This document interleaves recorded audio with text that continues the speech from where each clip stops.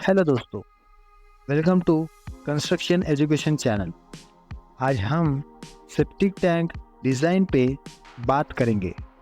Septic tank उस हर जगह बनवाया जाता है जहाँ कंस्ट्रक्शन का काम होता है, जैसे building structure, individual houses, flats, schools, colleges, hospitals, bungalows, malls etcetera. इसलिए हर किसी को जो कंस्ट्रक्शन करता है या कंस्ट्रक्शन का काम करने वाला है यानी होम ओनर है, सभी को सेप्टिक टैंक के डिज़ाइन के बारे में पता होना ज़रूरी है। इस वीडियो में हम सेप्टिक टैंक के बारे में कंप्लीट जानकारी लेने वाले हैं, तो वीडियो को पूरा देखना। और ऐसी इन्फॉर्मेटिव वीडियोस चैनल पे आती रहती है, तो चैनल को सब्सक्राइब ज़रूर कर लेना। चलिए शुरू करते हैं। सेप्टिक टैंक का डिज़ाइन डिपेंड करता है नंबर ऑफ़ यूज़र्स और इंटरवल ऑफ स्लज रिमूवल पर। फॉर एग्ज़ाम्पल, अगर एक घर में 10 लोग हैं तो 10 लोगों के हिसाब से सेप्टिक टैंक डिज़ाइन करना होगा। According to IS code 2470 part 1 1985 for residential houses, minimum length होनी चाहिए 750 mm की और मिनिमम डेप्थ होनी चाहिए 1300 mm की, 1000 mm depth below water level and 300 mm free board. Tank की मिनिमम लिक्विड कैपेसिटी होनी चाहिए 1000 लीटर की। Calculating tank volume. सबसे पहले आपको वॉल्यूम ऑफ टैंक निकालना होगा, जिसके लिए आपको रिक्वायरमेंट के हिसाब से टैंक की लेंथ, विड्थ और डेप्थ को निकालना होगा, जो कि नंबर ऑफ़ यूज़र्स के हिसाब से डिसाइड किया जाता है। इसकी डिटेल आपको IS कोड में मिल जाएगी। दूसरा, आपको पता होना चाहिए कि एक पर्सन का डेली वाटर कंजम्पशन कितना होता है। एक पर्सन का water consumption 135 litres per day का होता है। इसके बाद अगर आप ब्रिक वर्क का सेप्टिक टैंक बना रहे हैं तो सेप्टिक टैंक की आउटर वॉल्स 200 mm की और इनर वॉल 100 mm की होनी चाहिए। अब चलिए बात करते हैं सेप्टिक टैंक के कंपोनेंट्स के बारे में। इसमें पहला है इनलेट, जहाँ से बाथरूम का वेस्ट यानी स्लज एंटर करता है।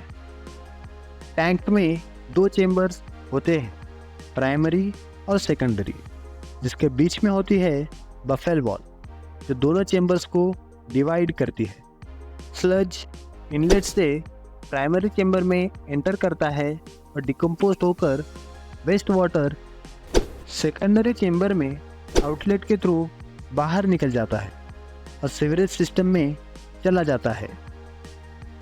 Baffle wall human x data या सॉलिड वेस्ट को चेम्बर में रोकने का काम करती है, ताकि वो डिकम्पोज हो सके और आउटलेट से बाहर न जा सके।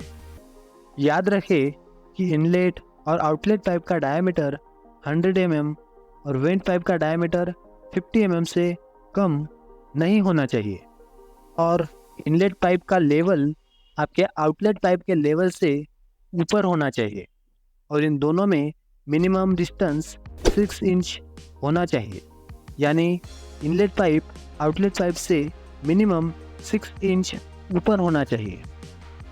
सेप्टिक टैंक का बेस स्लोप मिनिमम 1/10 का होना चाहिए। फॉर एग्जांपल, अगर फ्लोर की लेंथ 10 फीट है तो हर 10 फीट में आपकी फ्लोर का स्लोप 1 फीट नीचे जाना चाहिए। Types of septic tank. अक्सर लोगों के मन में ये कन्फ्यूजन होता है कि सेप्टिक टैंक कौन सा बनवाएं। सेप्टिक टैंक आपको कई तरीके के मिल जाएंगे, ब्रिक का, प्लास्टिक का, RCC का और रेडीमेड सेप्टिक टैंक। जनरली लोग ब्रिक का सेप्टिक टैंक ज़्यादा बनवाते हैं, लेकिन अगर आपके ज़मीन में वाटर लेवल पास है, यानी 5 से 6 फीट में पानी है, तो आपको RCC का ही सेप्टिक टैंक यूज़ करना चाहिए। प्लास्टिक का सेप्टिक टैंक टेम्परेरी पर्पस के लिए यूज़ किया जाता है, जो सस्ता तो होता है लेकिन ये उतना मजबूत नहीं होता। Septic tank construction tips. कई बार ऐसा होता है कि सेप्टिक टैंक की खुदाई के वक्त कॉलम का फाउंडेशन सेप्टिक टैंक के नीचे या साथ में आ जाता है। तो ऐसे केस में ध्यान रखें कि डायरेक्ट सेप्टिक टैंक ना बनवाएं। ऐसे केस में आपको फुटिंग का बेस सेप्टिक टैंक के बेस से कम 3 फीट नीचे या साइड में देना चाहिए। अपने सेप्टिक टैंक और बोरवेल के बीच मिनिमम 10 से 50 फीट डिस्टेंस रखना चाहिए। या फिर आप बिल्डिंग के एक कॉर्नर पर बोरवेल दे सकते हैं, दूसरे कॉर्नर पे सेप्टिक टैंक, वरना आपके पीने का पानी खराब हो सकता है। आपको सेप्टिक टैंक के चारों कॉर्नर को वाटरप्रूफिंग मटेरियल से फिल करना चाहिए, या अगर वाटरप्रूफिंग मटेरियल नहीं है तो सीमेंट का पेस्ट बनाकर कॉर्नर पर अप्लाई कर दे और कॉर्नर को 3 इंच टैपर कर दे। जब भी आप सेप्टिक टैंक का ब्रिकवर्क करेंगे तो ध्यान रखें दीवारों की जुड़ाई के साथ साथ मिट्टी भी भरते चले और पानी डालते चले, ताकि कॉम्पैक्शन अच्छे से हो। एक बार में पूरी मिट्टी नहीं भरना है, वरना आपकी मिट्टी प्रॉपर कॉम्पैक्ट नहीं होगी और वहाँ गैप छूट सकते हैं, जिससे फ्यूचर में फ्लोरिंग भी धंस सकती है। आपको सेप्टिक टैंक का स्लैब मिनिमम 6 इंच रखना है और minimum M25 grade concrete use करना है।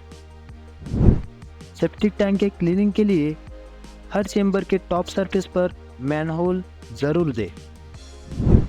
अगर जगह की कमी हो तो सेप्टिक टैंक को पोर्च, स्टेयरकेस या पार्किंग के नीचे बनवाए, लेकिन किसी बेडरूम या किचन के नीचे इसे ना बनवाए, नहीं तो इसे क्लीन करते वक्त आपको प्रॉब्लम हो सकती है। तो ये थे सेप्टिक टैंक डिज़ाइन करते वक्त ध्यान में रखने वाली कुछ इम्पोर्टेंट बातें। अगर आपको वीडियो हेल्पफुल लगी हो तो इसे लाइक, शेयर और सब्सक्राइब करना न भूलें। मिलते हैं अगले वीडियो में।